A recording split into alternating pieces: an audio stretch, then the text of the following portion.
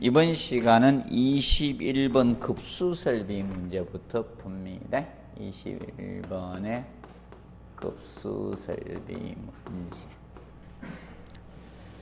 자, 1부 폭기법은 철성분 제거나 물속에 용해되어 있는 암모니아나 이런 항화수소와 같은 유도가스나 이런 악취 발산할 목적성이 폭기법이었습니다. 그리고 2번 먹는 물의 수질 기준에서 경도는 1000이고 수돗물은 얼마? 300입니다. 먹는 해양 심층수나 염지하수는 1200됩니다. 그런데 정발 잔유물은 얼마였어요? 1000의 절반 500이라 했죠? 500. 그리고 염소이온은 얼마? 여기 250. 또 염화 물량하고 헷갈려가지고 영삼이 나오고 그러면 안 돼요. 자, 기억을 해 두시고, 그 다음에 탁도는 얼마였어요? 탁도는 1NTU. 근데 수돗물은 얼마다? 0.5NTU였죠. 그리고 색도는 5도. 수소 이온 농도는 조건 안 주진 pH는 하죠. 수소 이온 농도 pH 어버이날이다. 5월 8일이 8월 5일이 돼서는 안 된다. 어버이날 지난지도 모르고 8월 5일날 어버이날이었잖아요.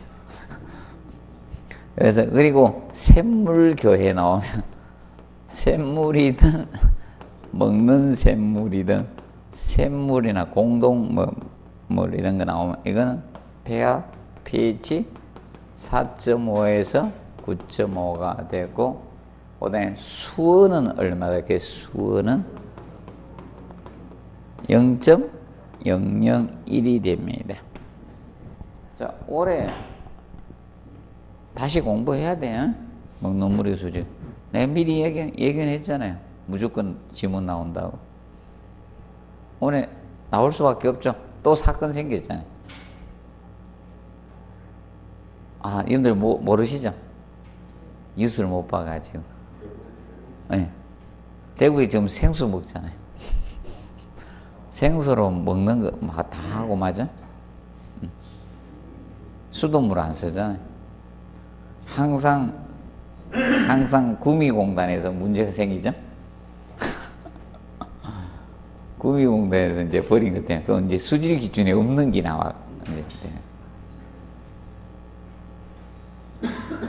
그래서 올해 또 배경상 딱, 몰라, 느낌이 올해 지문이 나올 것 같아서 다시 공부하라 했는데, 다시 또 그 현상이 생기고 있지 않습니까? 그런데 부산에서는 조용해. 부산도 똑같을 건데. 맞죠? 제일 민감한 게 가깝죠. 구미, 대구 너무 가까우니까 굉장히 민감한 거죠. 그리고 대구는 전부 다 낙동강에서 치수를 다 해버려요. 아니죠. 방류를 할 때 특수화합물 쓰면요, 그거는 자체 처리해야죠. 특수 처리해줘야 되는데, 그런 건. 특수화합물 쓰는 데는. 문제가 심각해요. 그래서 올해도 수질 기준은 다시 언급이 된다. 그런데 한 문제는 안 낼 거예요. 지문상 아마 등장이 될 겁니다. 그래서 수온하고 페놀이 같이 가요.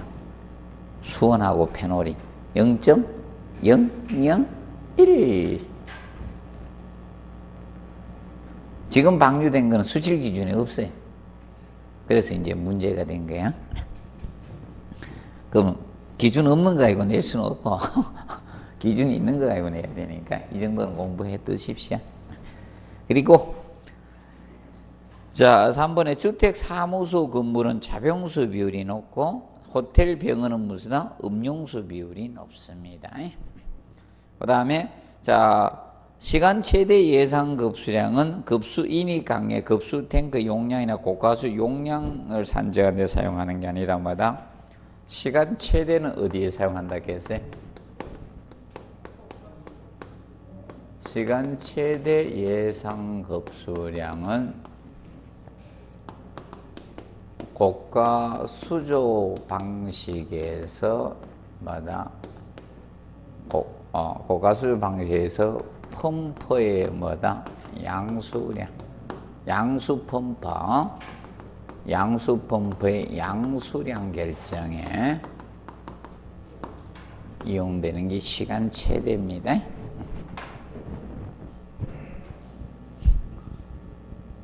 아직도 이겁니다. 고가수조 용량의 고가수 용량은 양수 막 이렇게 나온 거 있죠. 시간 최대 예상의 몇 배로 설계한다. 이건 옛날 거야, 진짜. 시간 최대 양수 펌프 양수량 결정에 사용되는 것이 됩니다. 그러면 이거는요. 지금 현재 거기 4번은 뭔가 하면 시간 평균 예상 급수량 가지고요. 시간 평균 예상 급수량 가지고 4번은 결정합니다. 시간 최대가 아니고요.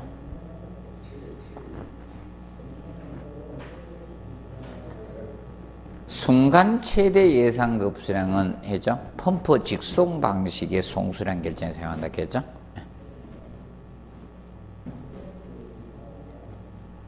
순간 최대 예상 급수량은 펌프 직송 방식의 펌프의 송수량 결정에 사용하는 거고요. 그래서 4번은 틀렸습니다. 그 다음에 기구의 기능 유지나 사용상 지향등을 고려해서 적정한 급수압이 요구됩니다. 그래서 여러분들 있죠. 자, 세정 밸브라도 저 블로드아웃식 대변기 있죠. 블로드아웃식 대변기는 얼마다? 블로드아웃식 대변기 0.1MPa 수압 필요하다 했죠. 그래서 걔는 제일 큰 수압이 필요하다 했어요. 그럼 사실 이겁니다. 보통 세정 밸브가 최소가 0.07로 잡는데 표준이 사실 0.1로 잡고 있습니다. 실제 설계할 때 표준은 0.1로 잡고 있고요. 그래서 왜 그걸 잡는가 하면요, 이 세정 밸브가 작동하기 위해서 원활하기 위해서는 그 기구만 필요한 것이 아니라 사실 중간에 마찰 그것도 필요하거든요. 그래서 보통 그래 잡고 있습니다. 그 다음에 22번에 보시면 급탕 설비에 관한 설명을 옳지 않는 거였죠. 1번 급탕 순환 펌프는 원심 펌프를 거의 사용하고 있습니다. 소규모일 때는 라인 펌프, 이 충류용 펌프를 써주고 규모가 크면 벌리트 펌프 쪽으로 갑니다. 그리고 2번의 순환식은 급탕관의 길이가 길 때 관내 온수의 냉각을 방지해서 보일러에서 급탕 전까지 공급관도 있지만 무슨 관? 순환관 또는 한수관, 반탕관, 이등관, 복기관, 한탕관이라고도 하죠. 이걸 배가하는 방식입니다. 그래서 앞전에 한탕관이라고 언급이 되게 한번 지문이 나왔어요. 작년. 그리고 그럼 이 순환식은 항상 뜨거운 물을 사용할 수 있죠. 온수를 사용할 수 있는 장점이 있는 것이고, 그 다음에 2번에 팽창관의 간격은 입주관의 2분의 1로 한다. 입주관, 입상주관, 바로 급탕 수직주관. 급탕 수직주관을 입상주관이라고도 하고, 더 줄이면 입주관이라고도 해요. 이렇게 급탕 수직주관. 이걸 그대로 연장한다 했죠. 명심하세요. 간격 축소 있다 없다? 없다. 이걸 연장해서 급탕 수직주관을 연장하여 팽창관으로 합니다. 팽창관으로 합니다. 기억을 해 두시고. 그 다음에 그래서 3번은 틀렸어요. 간격 줄이면 된다 안 된다? 안 된다. 그 다음에 4번 배관 도중에 마찰 저항을 적게 하기 위해서 스톱 밸브보다 무슨 밸브? 슬루스 게이트 밸브를 사용해야 된다. 왜 그런가 하면 이것 때문에 급탕에 뜨거운 물의 공급 원리는요 펌프로 공급하는 게 아니에요. 공급 압력을 맞춰주기 위해서 펌프로 하는 게 아니라 뭘로 해준다? 자, 압력가 하는 것은 팽창 탱크입니다. 팽창 탱크의 압력으로 온수의 공급 압력을 맞춰주는 겁니다. 그렇기 때문에 그럼 도중에 저항이 자꾸 커지면 압력을 그만큼 많이 가해야 돼요. 많이 가하면 어디가 터지죠. 여러분들도 압력 많이 받으면 어디가 터집니다. 맞죠? 저도 별로 잠 안 자고 막 했지만 입주변 이런 데가 막 터져. 막 생깁니다. 분하고 돌출하고.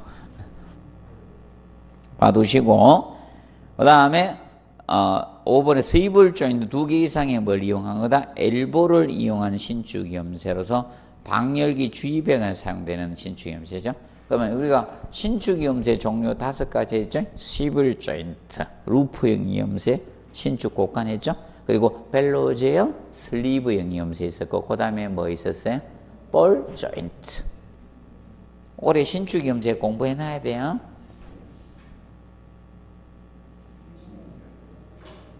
작년에 이제 급탕 배관 쪽 나왔잖아요. 계산 문제하고. 계산 문제 작년에도 한 번 더 칠 수 있었거든.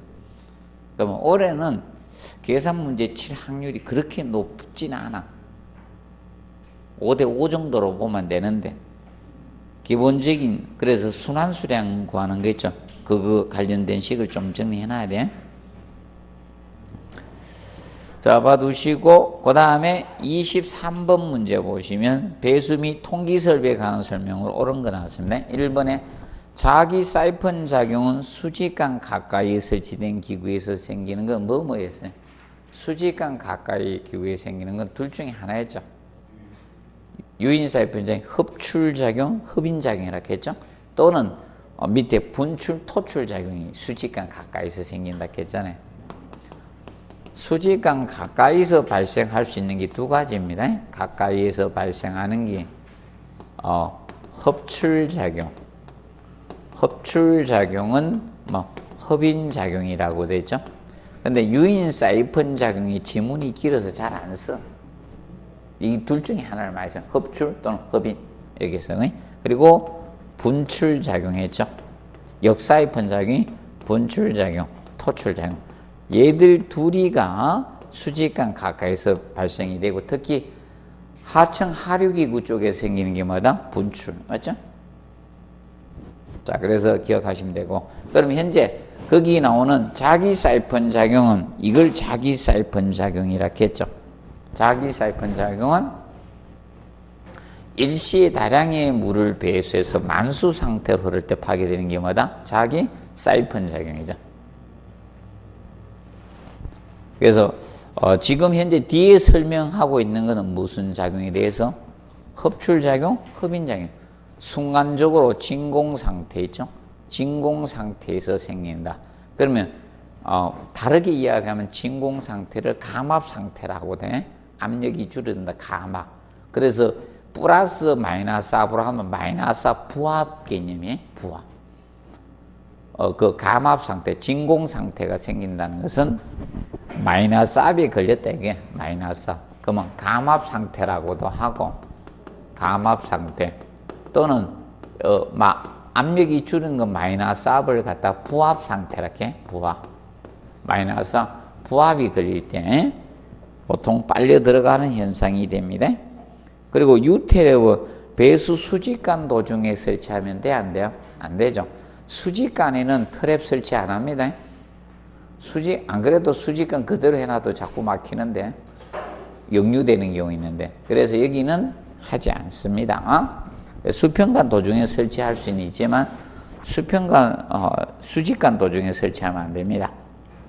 그 다음에 3번, 배수관의 강경 결정에는 배관의 굽에 밑줄 것에 배관의 굽에 영향을 주죠. 그리고 기구의 배수 부하 단위가 영향을 줘요. 부하 단위가 클수록 강경은 커져야 되잖아요. 그리고 기구 수이죠. 위생 기구 수 관계 있는 기구 수가 많으면 강경도 커져야 되겠죠. 그런데 이거 차량 많으니까 도로폭 넓어야 되는 거고, 맞죠? 저 강원도 두메산골 도로폭하고 서울특별시, 맞죠? 도로폭가 같으면 안 되죠. 서울특별시 도로 저렇게 넓어도 꽉 밀리잖아. 막 주차장이잖아, 맞죠? 자, 기억하시고, 그 다음에 순간 최대 배수량 영향을 줍니다. 그러면 순간 최대 배수량이 클수록 간격은 커져야 되죠. 그리고 위생기구의 크기는 영향을 준다, 안 준다? 안 줍니다. 그래서 위생기구의 크기 책까지 위생기구 크기는 이 배관 간격 결정에 영향을 주지 않는 요소예요. 자, 그래서 여러분들 대표적인 예로 했죠. 대변기가 대중소였다. 대자 변기는 간격 크고 소자 변기는 간격 적고 이러면 안 된다 했죠. 만약 소자 변기, 변기가 작은데 변기에는 어른만 누고 성인만 누고 애들은 누지 마라 이런 그 규정이 있어요? 맞죠? 소자 변기 앉아서 누우면 변이 가늘어지고 이런 거 아니라 했죠? 그리고 여러분 대변기하고 저겁니다. 욕조를 비교하면 누가 기구는 커요? 기구 크기는? 욕조가 크지만 간격은 누가 커요? 대변기가 크잖아요. 왜냐하면 욕조는 때가 내려가지만 변기는 변이 내려가기 때문에 간격이 또 그래서 위생기구 크기는 영향을 안 줍니다. 기구가 크니 적으니 이건 영향을 주지 않습니다. 그래서 위생기구 크기 때문에 틀린 거예요. 그 다음에 4번에 회로 통기관은 자 해놨죠. 간격은 배수 수평지간과 통기 수직간 중 뭐다? 작은 쪽 간격의 뭐다? 하프 2분의 1 이상 하면 돼. 책까지 2분의 1 이상. 그리고 뒤에 거는 없애십시오. 40mm. 이 규정이 다른 데 바뀌었다라고도 하는데 근데 여기 교수는 잘 안 바꿉니다.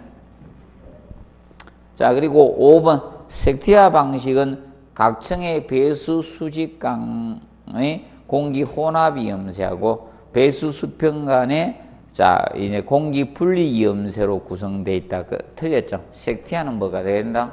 섹티아가 들어가야 돼. 섹티아 염세나 섹티아 곡간이 들어가야 돼. 지금 현재 공기 혼합이 염세, 공기 분리 염세가 나오면 이거 뭐다? 소벤트 방식입니다. 소벤트 방식. 그래서 5번은 소벤트 방식에 대한 거죠. 그 다음에 24번 문제 보시면 가스 설비에 관한 설명으로 옳은 거 나왔습니다. 1번 가스 배관은 응축수 유입을 방지하기 위해서 행주관은 구배를 두면 됩니다. 자, 그리고 2번에 가스 배관의 지중 매설 깊이는 차량 인터넷 폭 8m 이상 도로가 나와 얼마 이상? 120cm 이상 둬야 됩니다. 그래서 1번은 자, 선하향 구배로 갑니다. 1번 선하향 구배로 가주시고 그 다음에 3번 액화가스는 상용의 온도나 섭씨 35도에서 0.1메가파스칼이 된다 해서 틀렸고 0.2메가파스칼 이상 돼야지 액화가스로 봅니다. 그리고 4번 공급관이 하중에 견디해서 간지름은 최소 20mm 이상은 돼야 됩니다. 최소 20mm. 간격이 10mm 이상 되는 건 없어요. 자, 여러분이 급수관도 최소 얼마였었어요? 15였죠. 급탄관도 얼마? 20. 그 10mm 간을 유지하라는 경우는 없어요. 이 설비 쪽에서. 그 다음에 기억하시고, 그 다음에 5번에 경보기는 단독형하고 분리형으로 구분됩니다.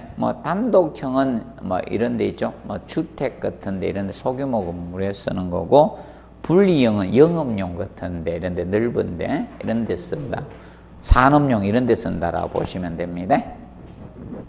그 다음에, 그래서 24번, 5번이 맞습니다. 25번, 밸브 등에 관한 설명으로 옳은 거. 슬루스 밸브는 게이트 밸브죠. 유체의 마찰 정수에 가장 적죠.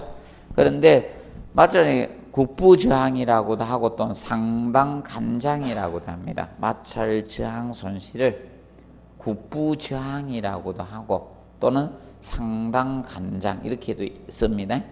자, 그래서 크고 유로를 폐쇄하는 경우 적합한 슬루스 밸브가 아닌 무슨 밸브? 스톱 밸브죠.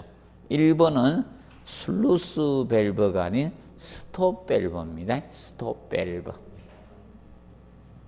그래서 1번 틀렸고 2번 감압 밸브는 압력을 줄여주는 고압을 저압으로 줄여주는 밸브죠.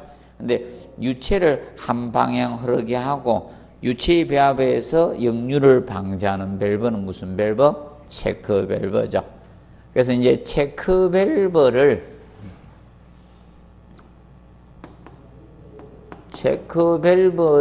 뭐라고 하는가 하면 역류 방지용 밸브 있죠? 역류 방지용 밸브라고 해요. 그래서 이걸 뭐 역지 밸브라고도 하고요. 옛날 분들은 이걸 역지변이라고 썼었어요. 옛날 분들은 역지변. 그래서 저 경로당 가 있는 분들은 변이라고 썼었습니다. 역지변. 역지 밸브입니다. 체크 밸브를 이야기합니다. 그 다음에 3번 체크, 주로 강과 기구의 접촉 사용되고 유체를 90도로 바꿔주는 밸브는 3번은 무슨 밸브? 앵글 밸브. 앵글 밸브에 대한 설명이고, 그 다음에 4번에 원추형 꼭지가 축을 중심으로 회전시켜서 꼭지가 90도 회전시켜서 전개나 전폐하는데 이거는 뭐다? 콕하고 앵글 밸브하고 헷갈리면 안 돼. 90도가 나오니까 헷갈리지 않도록 하십시오. 그 다음에 스테인은 배관 중에 뭐 흙이나 모래, 세부지 이런 것을 기구에 들어가지 않도록 해주는 것이 뭐다? 스테인이고. 그래서 도시기호가 S로 표현하면 되죠. 그 다음에 26번 냉난방 설비에 관한 설명 옳지 않는 거. 냉각탑의 보급수는 냉동기 순환수량의 2% 정도로 해주시면 돼요. 그 다음에 2번에 냉동기의 능력 표시 단위로서 냉동톤을 쓰게 됩니다. 냉동톤. 그러면 일본식하고 미국식이 차이가 있는데 일본식은 1RT라고 부르면 1냉동톤의 개념을 1RT라고 하는데 386kW가 됩니다. 1냉동톤이 3.86, 386. 여러분들 386 세대 했죠? 컴퓨터는 386이 있는 거예요? 있었는 거예요? 286, 386 이런 게 있었죠? 486. 486부터 펜티엄이었겠습니까? 펜티엄 되기 전에 386이었다. 그리고 미국식, 일본하고 미국하고 약간 미국은 USRT라고 해요. 1US, 1냉동통 개념은. 이건 3.516.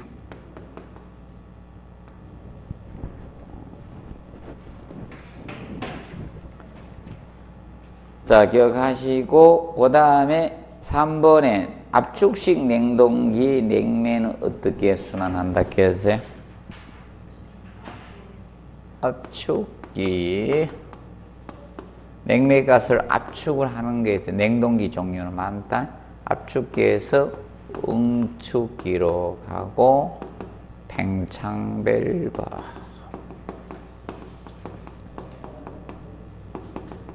그리고 정발기 이 사이클을 그리면서 돈다 했습니다. 그 다음에 4번에 보시면 흡수식 냉동기는 터보 냉동기보다 흡수식 냉동기가 터보 냉동기는요 압축식 냉동기 중에 하나입니다. 터보 이름 붙으면 다 압축식 냉동기. 냉매 가스를 어떻게 압축하냐에 따라서 명칭이 많이 있습니다. 터보 냉동은 임펠러의 원심력 이용해서 하는 것이 터보 냉동입니다. 그래서 진동 소음이죠. 그럼 진동 소음은 마다 압축식 냉동기가 진동 소음이 크고요. 흡수식이 진동 소음이 적어요.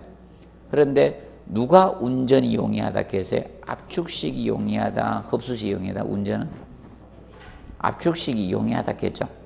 집에 있는 에어컨하고 냉장고가 뭐다? 압축식 냉동기예요. 집에 쓰는 건 압축식 냉동기. 그러면 흡수식 냉동기는 어딘가 하면 저 빌딩 큰 대규모 건물 같은 데 있죠. 자, 공조용으로 사용되는 냉동기. 그럼 여름에 냉방해야 될 거 아닙니까? 그때 사용되는 냉동기가 흡수식 냉동기예요. 그래서 그런데 쿨링타워 굉장히 크잖아요. 냉각탑. 뺑 돌아가잖아. 주변에 있어, 공장 같은데 주변에 있으면 지금 비 오는 거 있잖아요. 흡수식 냉동기. 기억을 해 두시면 되고, 그 다음에 4번에 보시면 바닥 온수 배관식은 온돌 난방은 예열이 매우 길죠. 그래서 복사 난방이니까죠. 복사 난방이 열 용량이 크기 때문에 예열 시간이 짧다 길다? 길다겠습니다. 그 다음에 27번 문제 보시면, 자, 다음, 그래서 26번 3번이죠. 다음 조건의 실내 필요한 환기 횟수입니다. 자, 환기 횟수는 어떻게 구한다겠습니까? 환기 횟수는 필요 환기량을 갖다가 필요 환기량을 실의 용적 최적으로 나눠주면 되죠. 실의 용적 또는 실체적으로 나눠주면 되는 거예요. 이게 환기 횟수고, 그러면 필요 환기량을 구하는 방법은, 필요 환기량을 구하는 건 두 가지 개념이 있죠. 그러니까 실내 CO2 발생량이, 실내 CO2 발생량을 갖다가, 그래서 이 실내 CO2 허용 농도를 갖다가 실내 CO2 농도를 마이너스 빼줍니다. CO2 농도죠. 외기 CO2 농도로 빼주는 거예요. 탄산. 그럼 농도 차입니다. 나눠버리면 돼요. 그래서 실내는 CO2 탄산가스 농도, 실내 공기 오염 척도를 기준 잡잖아요. 그러면 이것이 있고요. 이렇게 구하는 식이 있고요. 그 다음에 필요 환기량을 쉽게 구하는 방법도 있어요. 필요 환기량은 실의 용적에다가 환기 횟수를 곱해서 구하는 방법이 있고요. 환기 횟수를 곱해서 구하는 방법이 있고요. 자, 그러면 필요 환기량, 실내 CO2 발생량을 계산합시다. 계산하면, 자, 실내 CO2 발생량이 얼마라 해놨어요? 거기 1인 탄산가스 나오죠? 0.02. 근데 몇 명이에요? 6인이잖아. 6. 그럼 실내 허용 농도 퍼센트죠? 100%가 1입니다. 맞아?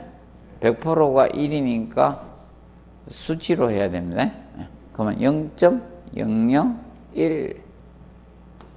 여기, 자, 0.1%잖아요.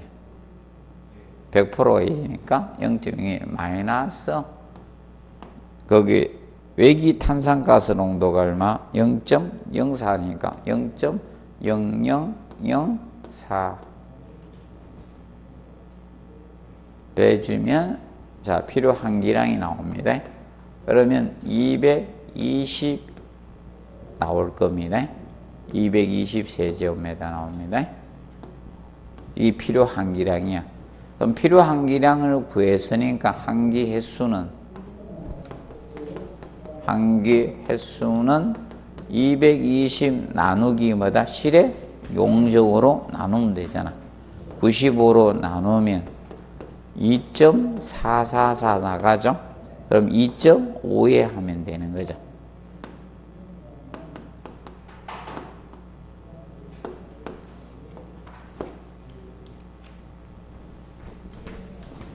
자, ppm은 공이 몇 개예요? 그걸 기억하면 ppm은 공이 6개죠? 공 숫자만큼 소수점 이하로 내려가면 돼요.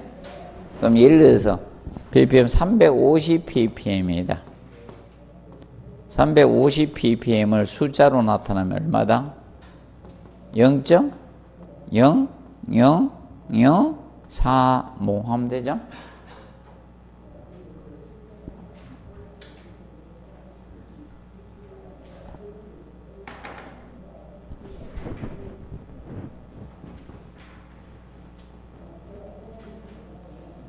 자, 28번 문제 보시면, 자, 급수배관의 시공상 주의사항에 대한 설명 옳지 않는 거, 수격작용 워터하마가 생기지 않도록 배관 설계를 해 주셔야 됩니다.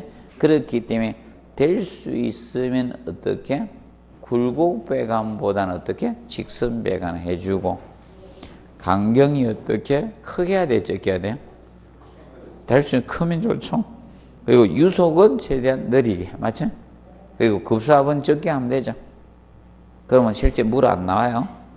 그 다음에 2번, 바닥이나 벽을 간통하는 배관에는 뭘 쓴다? 슬립을 해주시고, 그 다음에 불갑의 굴곡배관에 공기가 모이게 되는 부분은 공기실이 아니라 공기실 에어챔버는 습격작용을 방지하기 위해 설치하는 거고, 여기는 뭘 설치했냐? 공기 빼기 밸브, 에어벤츠 밸브의 공기 빼기 밸브를 설치해야 되죠.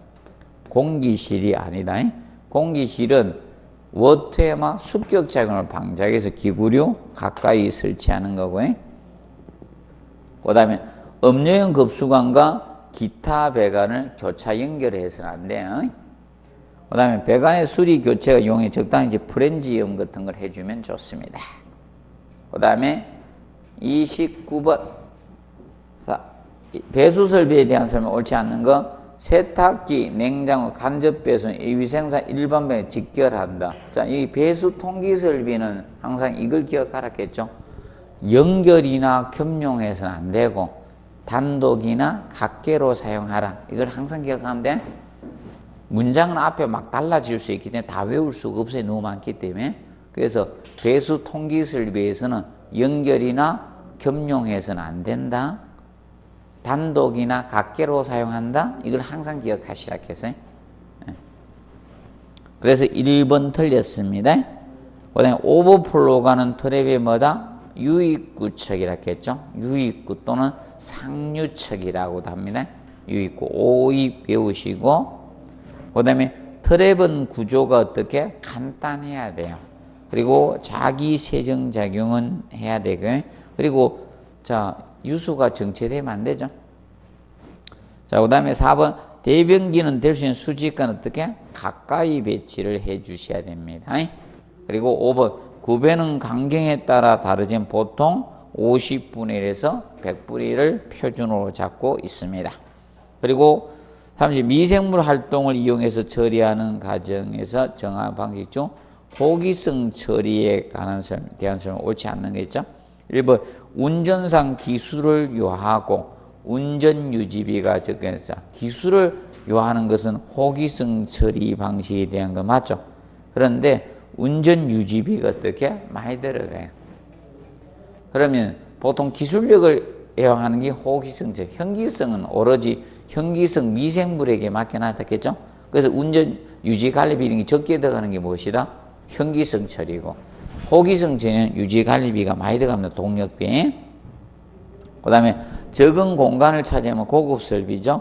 그리고 짧은 시간에 양환 처리를 얻을 수가 있습니다. 그렇다 보니까 처리 공간이 적어도 된다 했죠. 그리고 주의하실 건, 자, 이런 여기는 그런데 호기성 처리를 하면 산소를 어떻게 공급을 해줘야 돼? 산소 공급이 필요해요. 그럼 산소 공급이 필요하다는 것은 무슨 설비? 통기 설비를 해야 된다 했죠. 통기 설비를 해야 됩니다. 그리고 호기성 분해에서 하면 초산성 질소나 초산염이나 탄산가스 등이 방출. 이거 안 생기면 돼요. 암모니아 이런 거 나오면 안 돼요. 암모니아나 유화 수소가스 이거 나오면 안 돼요. 이거 나와서는 안 됩니다. 분해 산물로. 이것 때문에 뭐가 생긴다? 악취가 발생한다겠죠? 악취가. 그래서 현기성 처리는 악취가 생기지만 호기성 처리는 악취가 발생하지 않습니다. 그렇기 때문에 도심지에 적합한 처리 방식은 무슨 처리? 호기성 처리 방식이다. 그리고 표준 활성온이나 이런 거 나오면 호기성 처리했겠죠. 근데 탱크, 부패 탱크, 뭐 1차 탱크, 2차 탱크 이런 거 나오면 무슨 처리? 현기성 처리라겠죠. 그 점 기억하시고 그 다음에 그래서 30번은 1번이 틀렸습니다. 그 다음에 31번 다음 위생설비에 관한 설명 옳지 않는 거 위생도기는 팽창계수가 아주 작으므로 금속기구나 콘크리트 접속 시 특수공법이 요구된다. 그러면 쉽게 이겁니다. 자, 금속기구나 콘크리트 접속 시 공사가 쉽다는, 용이하다는 거에 까다롭다는 거에 까다롭다 이겁니다.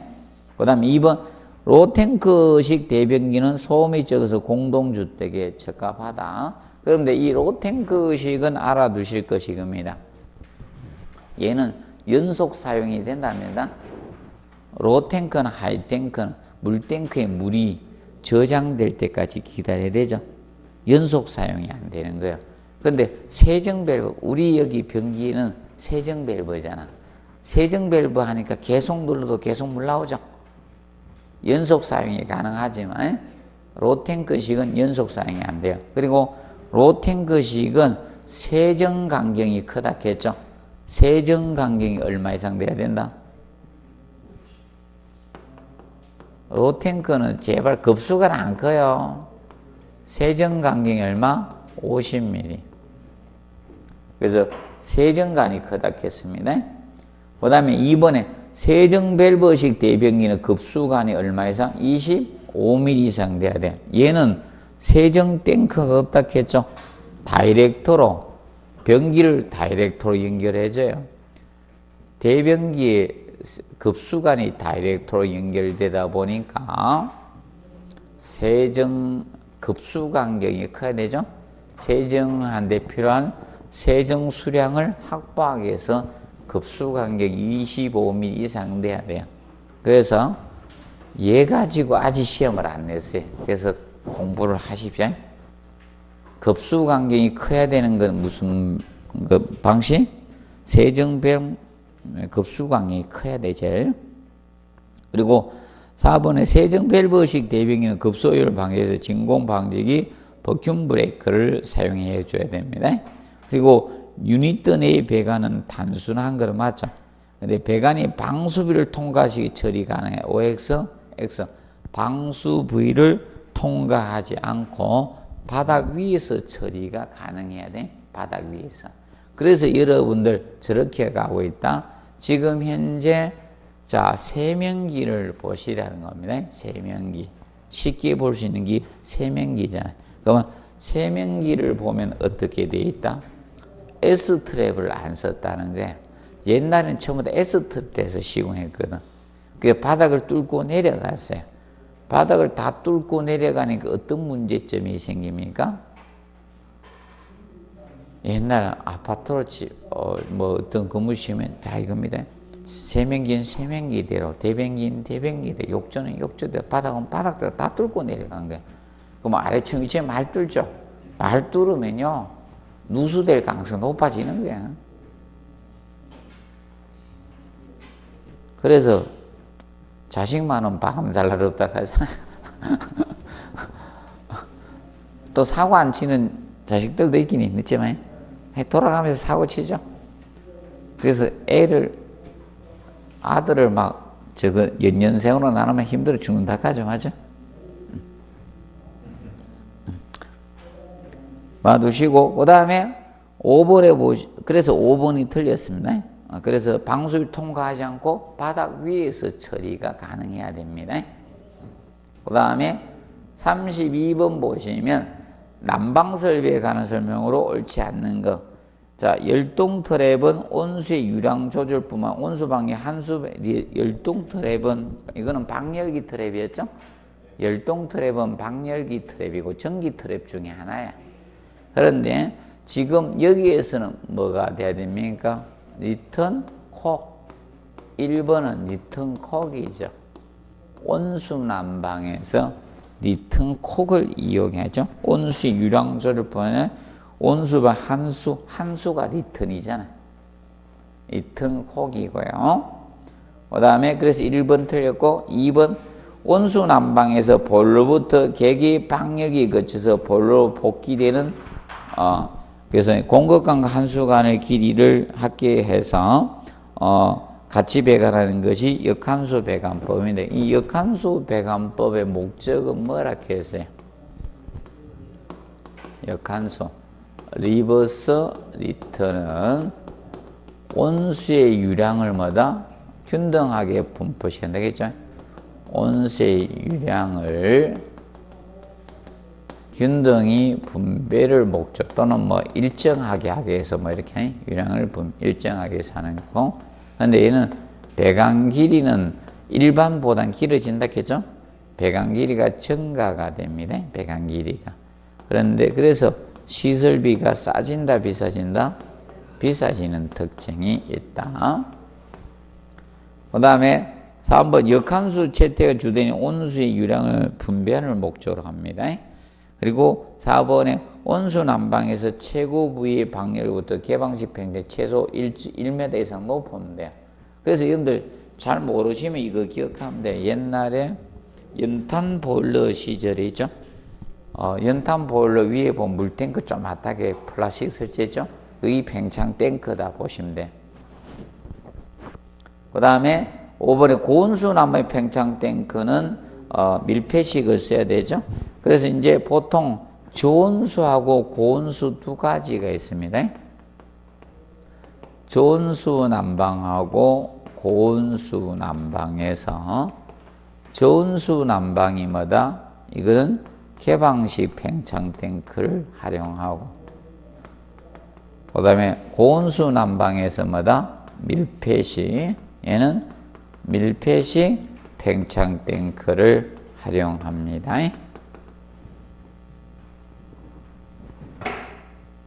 기억하시면 되겠습니다. 그 다음에 33번에 보시면 공기 조안에서 공기 흐름 순서로 옳은 것 해놨죠. 먼저 어디부터 가야 돼요? 에어필터. 코트를 기억하겠죠? 에어필터. 공기 여각이 쪽 먼저 가고 그 다음에 콧물하고 냉각 코일. 공기 냉각기. 그 다음에 공기 가열기는 가열 코일로 간다. 그리고 가습해서 송풍 불어 나오죠. 기억하죠. 그런데 만약에 전열 교환기가 주어지면 에어필터 앞이다. 전열 교환기가 주어지면 전열 교환기 에너지 절약을 목적으로 공조설 전열 교환기를 설치할 수 있잖아요. 그러면 한기는 하되 열은 해소해야 된다 했죠. 그 다음에 34번 그래서 33번은 4번 되겠습니다. 4번. 그 다음에 34번에 홈 네트워크 설비에 관해서 옳지 않는 거. 홈 게이트는 세대망과 단지망을 상호 접속해주는 장치를 뭐다? 홈 게이트웨이라고 했습니다. 홈 게이트웨이고. 그 다음에 2번에 단지망은 통신 배관실에서 세대까지 연결하는 망이다. 그래서 OX, X입니다. 자, 이거는 집중군의 통신실 MDF실에서부터 출발네. MDF실. 자, 여러분들이 저거 명심하면 된다 했잖아요. 우리가 우리 집에 제어를 하려고 하면 통신사를 활용할 수밖에 없다 했죠. 휴대폰으로 통신 걸어가죠. 그러면 이제 제어를 해야 되니까 여러분들 기능이 좋아 휴대폰을 얼마나 세가지고 각자 자기 기기를 들고 다니면서 집에 거 제어하려고 하면요 힘들죠. 그게 통신사 통신망을 활용할 수밖에 없다 했잖아요. 통신 걸면요 통신사의 장비들이 어디 들어왔다 그 집중군에 통신실에 들어와 있거든. MDF실에. 그럼 여기서부터 세대까지 뭘 연결해 줘야 될 거 아닙니까? 그럼 보통 그때 유선을 써요? 무선을 씁니까? 여러분들 통신 MDF실에서 유선 써죠? 통해서 온다는 거예요. 그걸 통해서 실내까지 오고 그때 그 망을 단지망이라 한다. 그 다음에 개폐 감정인 현관 출입 뭐다? 상단 항상 체크하겠죠? 상단에 설치하고 단독인지 겸용인지 보셔야 돼. 단독 배선하시면 됩니다. 그리고 4번 통신 배관실은 외부 청소 등에 대비해서 문턱 유일하게 두었겠죠. 50mm 문턱 두시면 되고, 그 다음에 방제실 바닥은 이중 바닥 방식 설치 의무였죠. 자, 이중 바닥 방식 설치 의무가 어디 있다 했어요? 단지 서버실하고 방제실. 여기에는 의무가 두 가지가 있잖아요. 설치 의무가 해야 되는 것은. 의무사항이, 이거는 의무 꼭 해주라 했죠. 두 가지. 자, 이중 바닥 방식하고 항온 항습 장치.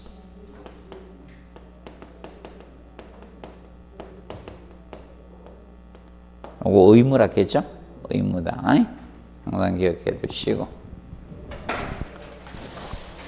그 다음에 35번 난방부하를 줄이는 데 도움되지 않는 거 이중창을 설치, 이중창, 삼중창 설치해 난방부하 줄일 수 있죠. 그리고 단열재를 사용해서 벽체 열 관류 저항을 어떻게? 열 관류 저항, 열의 이동은 저항을 어떻게? 크게 해야 되죠. 반대로 열 관류율은 어떻게 해야 돼요? 율은 적게 해야지. 이런 벽체 열 관류 저항 크기하고 열 관류율은 적게 해야 돼요. 그 다음에 벽체 틈새를 없앤다. 결과적으로 기밀성을 확보하라는 거죠, 맞죠? 기밀성 확보하라 이게 기밀성.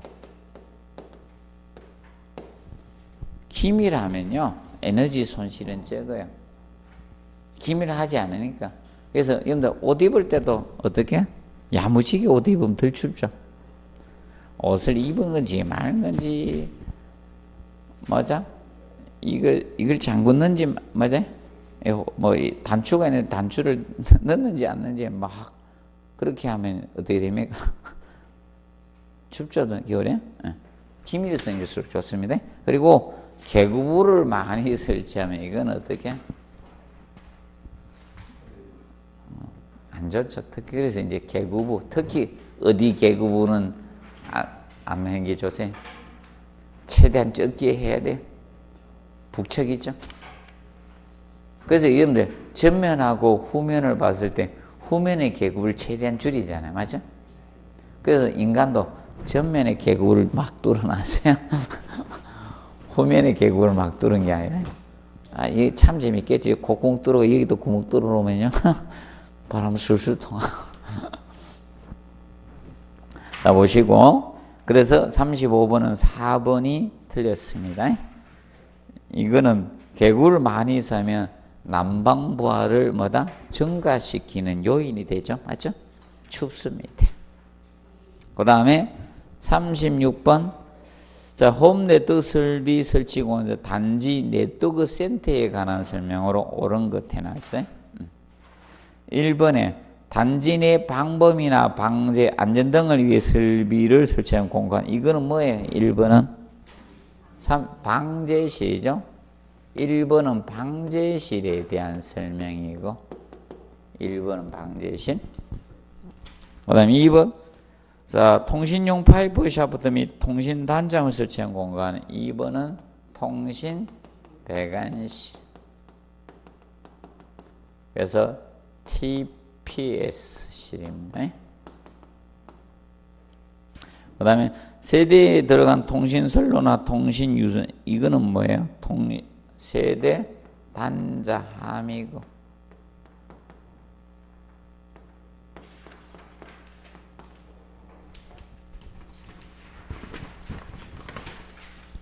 그 다음에 4번 국선이나 국선 단자함, 국선 배선의 초고속 통신망 나네. 4번이 집중군의 통신실. 5번이죠. 5번이 자 바로 단지 네트워크 센터가 됩니다. 센터. 그래서 36번은 5번이 맞습니다. 그 다음에 37번 냉동기에 관한 설명으로 옳지 않는 것. 자, 흡수식 냉동기는 냉매는 물이 이용이 됩니다. 물. 그리고 압축식 냉동기는 가스 종류. 뭐 R 시리즈로 나가면 된다 했죠. 원래 옛날에 지금은 금지된 거지만 R12 이게 포레온 가스입니다. 이 포레온 가스입니다. 옛날에 이거 많이 썼었죠. 우리 집에 그도 포레온 가스 들었었는데 우리는 안 떼가지고요. 한 집에 계속 살아가요. 십몇 년을. 그러니까 이사하면서 이제 다른 가스 넣어줬겠죠.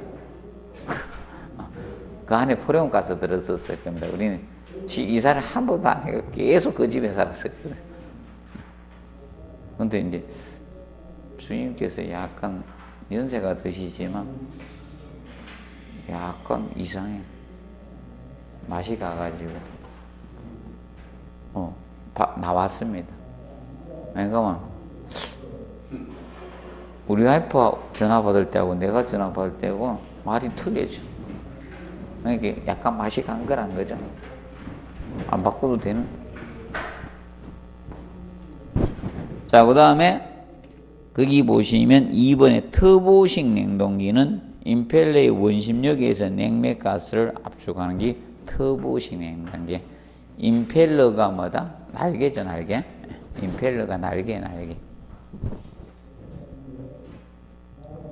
자, 그래서 그러면 터보식 냉동기는 흡수식 냉동기, 압축식 냉동기. 압축 다 뭐 앞에 쓰면 다 압축식 냉동기. 흡수식 냉동기라고 합니다. 뭐 앞에 뭐 터보가 붙든 뭐가 붙든 간에 뭐가 붙으면 다 뭐다? 다 무슨 냉동기다? 압축식 냉동기 종류에. 그 다음에 3번 압축식 냉동기 냉매수는 정발기, 압축기, 응축기, 팽창발, 정발수는 이루어진다. 맞죠?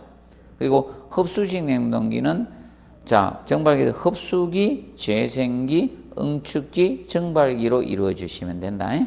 근데 5번에 냉동기의 성적계수는 그 값이 커야지 에너지 효율이 좋아지는 게 클수록. 성적계수라는 것은 이겁니다. 성적계수는 일반적으로 냉동 효과를 압축일로 나누는 거예요. 압축일로. 이게 성적계수가 됩니다. 모르시면 분자의 학습 효과를 두고 우리 공부일이라고 생각하면 돼. 계수가 작을수록 에너지 효율이 좋아지는 게 아니고 클수록 에너지 효율이 좋아집니다. 그래서 37번은 5번 개념이 틀렸습니다. 그 다음에 38번 방열기 한수구에 설치해서 전기가 내 생기는 응축수만을 보일러의 한수에 전기 트랩 찾으라 이게. 전기 트랩은 뭐다? 방열 트랩, 자, 열동 트랩이 3번 되죠. 그런데 이것만 보지 마시고, 자, 우리가 공부해야 될 거, 자, 버킷 트랩하고 이런 거 해드렸었던 기억나시죠? 자, 버킷 트랩하고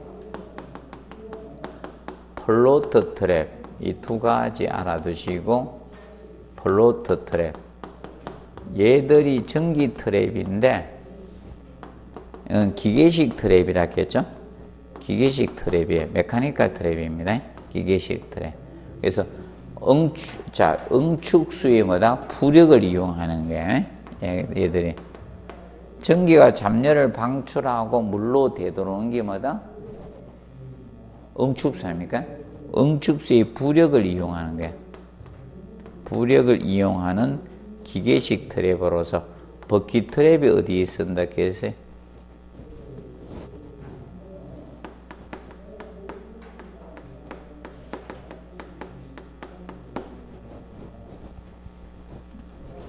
탕비기나 아니면 전기용 세탁기 같은데, 전기 세탁기 아니면 고압의 간말 트랩.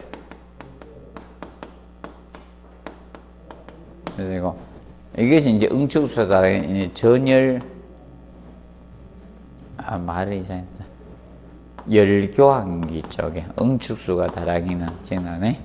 열교환기 쪽에 플로트.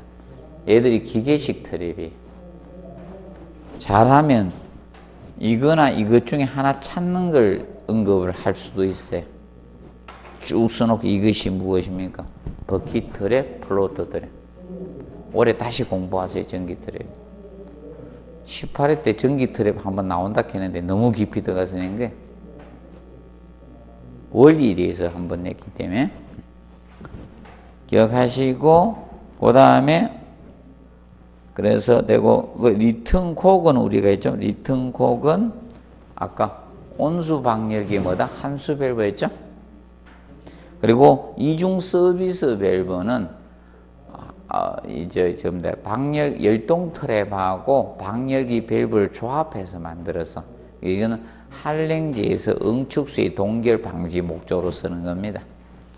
그 다음에 방열기 밸브는 방열량 조절해 준 거고, 그 다음에 쿨링 넥은 냉각다리라 했죠. 쿨링 넥은 냉각다리. 완전한 응축수를 트랩에 보낸 역할을 해요. 그래서 쉽게 응축수를 냉각하게 한 배관이다 이렇게 보시면 돼요. 그럼 얘는 피복 배관하면 안 돼요. 냉각해야 되는데 피복하면요 냉각이 됩니까? 그래서 애들 어떻게 한다? 열 떨어뜨릴 때는 어떻게 하라 했어요? 뺏겨야 되죠. 맞죠? 애들 출닥합니다. 열 나오면.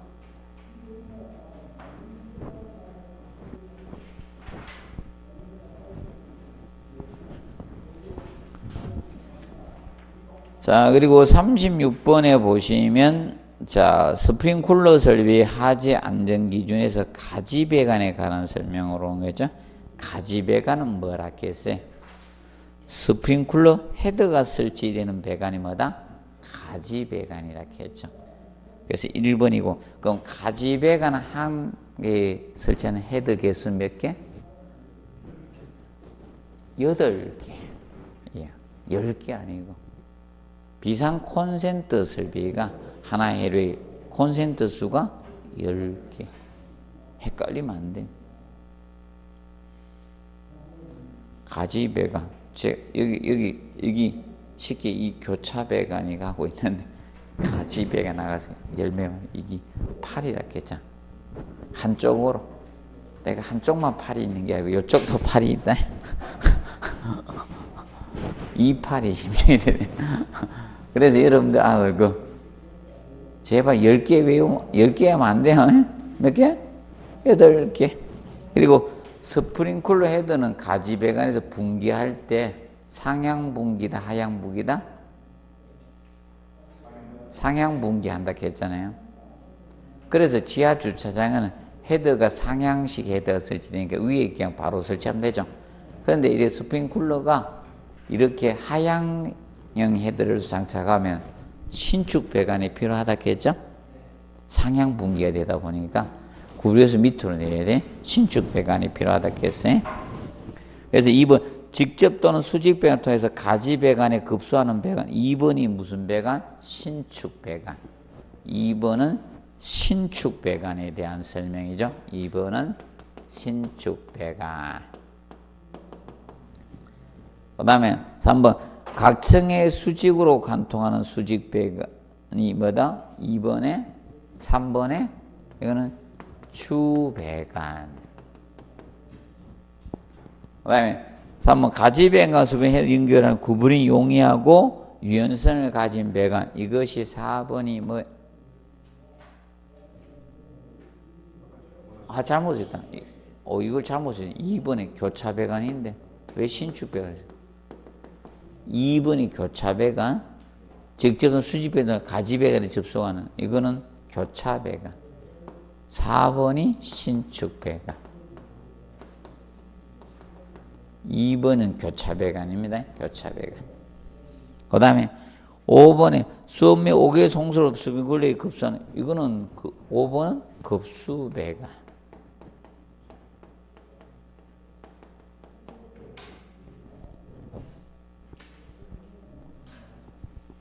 그리고 우리가 조기 반응 헤드를 설치해야 될 실 5개 기억해야 되라 했죠.